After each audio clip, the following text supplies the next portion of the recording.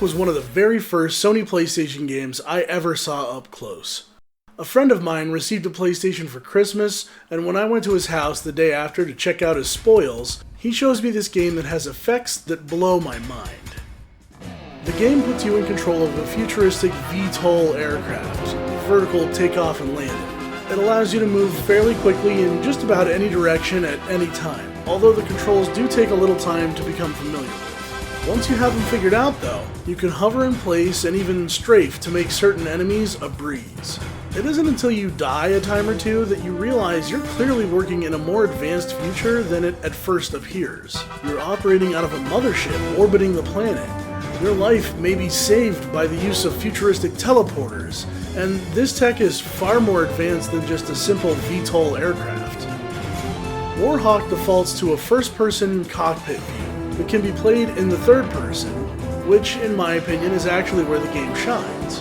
You can get a better feel for the maneuverability of the aircraft you're piloting and its abilities. It's also here that you get the best view of things like your swarm missiles and the reflections of your ship off of water, or even splashdown effects when you get a little too close to water. This was a very early title on the PlayStation, and to some it might not look like much today, but you can bet that this was way better than anything we had seen on prior generation consoles like the Genesis and Super Nintendo. Although levels are large and open and you can freely travel in any direction through a level, each level has specific beginning and ending areas. It gives you an illusion of freedom. Some larger dogfighting levels are wide open areas, though the arena, so to speak, does have limits. You can't just go off in one direction forever. You're constantly funneled back towards your objective. And the gameplay itself is relatively straightforward. Shoot anything that moves, or anything that glows red. You have 3 lives, no save method and no continues to complete the game. However, each level gives you a password when you hit the pause screen. Get that password before you die, and you can restart with all of your lives at that level. So it's a little more work than unlimited continues, but it does allow you to pick up and play the game over multiple sessions. Additional codes can be entered for cheats. Although the music is synthesized and digital, this was fairly standard for games of the mid-1990s, and overall the game's soundtrack is very good. The orchestral sound gives the game a more epic feel than some generic rock and roll chords. The sound effects are the same effects used in several other games produced by developer Singletrack, and are extremely recognizable in that first generation of PlayStation games. You'll hear many of the same sound effects reused in games like Twisted Metal. Although I mentioned earlier that the game had graphics unlike anything I had seen before, the game might not hold up under scrutiny some 20 years later. Although effects like the trails behind missiles were cool, and the sheer volume of bad guys in a level were impressive, the game suffered from some memory limitations, causing models to pop in suddenly if you were performing a rapid about-face. The textures of things like the canyon walls or even the ship itself might leave some to be desired as well. The game is far from perfect, but in 1995, as an early title for the PlayStation, it definitely turned some heads, launching a year and a half before Star Fox 64 could try to replicate something similar on another home console. But we haven't even gotten to one of the most mind-blowing parts yet: full motion video cutscenes. Yes, although they were growing in popularity on the PC, Warhawk was one of the earliest examples of this much full motion video being done on a home console. Although the video clips suffer from a drastic amount of compression, Warhawk featured FMV cutscenes to help move the storyline of the game along. So let's get into it. The story of Warhawk, as first told in the instruction manual. Unknown military forces are currently on the move. The leader identified only as Creel. No background available. Creel's forces launched a series of attacks on worldwide locations. Cross-referencing indicates possible correlation of Project Red Mercury, Security Class 1 information. Strike Force Alpha deployed in last contact with Creel's forces proved ineffectual. 93% battlefield casualties. 92% of remainder certified unfit for duty, reporting delusions and hallucinations. Launch of Strike Force Omicron sanctioned. Mothership Icarus brought to full combat status as a mobile base. Omicron to deploy all forces simultaneously, utilizing all weaponry including experimental technologies such as Warhawk.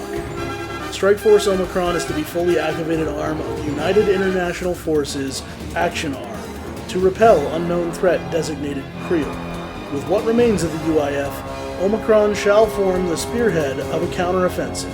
Priority mission is to discover and disrupt Creel's plans as quickly as possible, and repel Creel's military forces. Experimental technologies deployment has been approved, including XA-165 Warhawk. All forces to report to Special Forces Commander Jasek on board Mothership Icarus.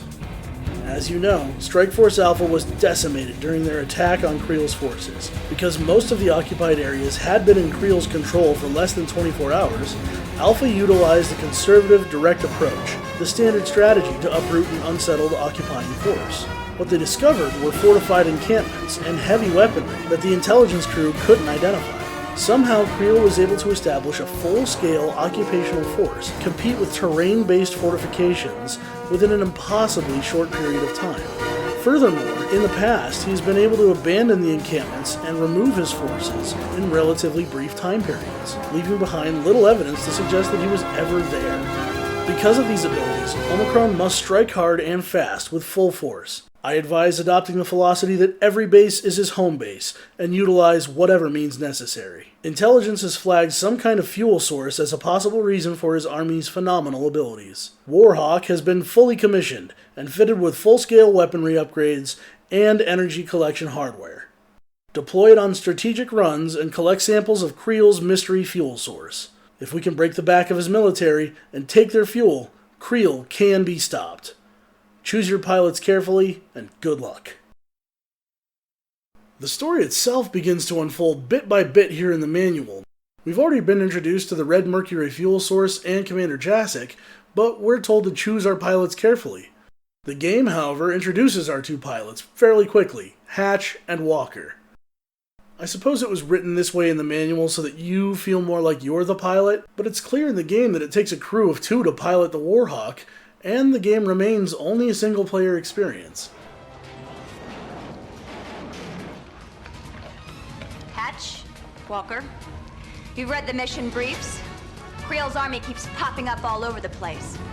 The last time they showed up, Strike Force Alpha went after them. There wasn't enough of them left to fill a Boy Scout troop. Creel's forces didn't flinch. The rest of Strike Force Omicron's already down there. Your mission's a little different. Creel's been using some kind of new fuel source, and I want you two to find it. Nothing like a little search and destroy, right, Hatch? Walker, you misread your briefing. I want you to go into the hot zone and bring that fuel source back. Lock it down and power it up. We have a priority 1 launch.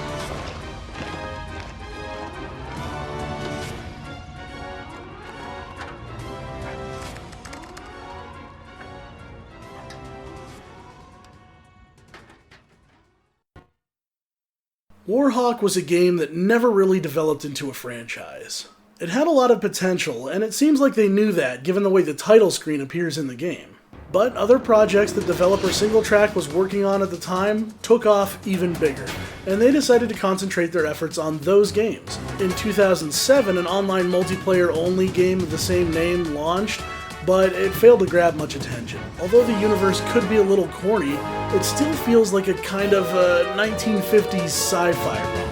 The good guys are obviously the good guys, and the bad guy is so over the top and obviously evil that he must be stopped. The game over screens for failing to complete the game are based on how far you made it, and they feature kind of entertaining details of their own. The full motion video cutscenes are action-free and almost entirely for the purpose of exposition. And although the story in Warhawk is a little stale, I feel like it was an introduction to a pretty cool sci-fi universe. What with Strike Force Omicron operating out of an orbiting carrier of some kind. I wish I could have seen what other military and technology advances the unified international forces had in store. And definitely, I would have loved to have seen where they were going next with our story so far.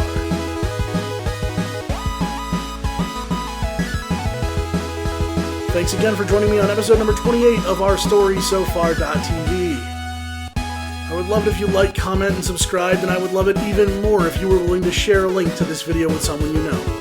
I'm always available for additional comments and questions over on Twitter @NewAngel, that's Nuangel. Every episode of this show is archived in 1080p quality over at ourstorysofar.tv. And we'll have a new episode ready for you in 2 weeks. Until next time, take care of yourself.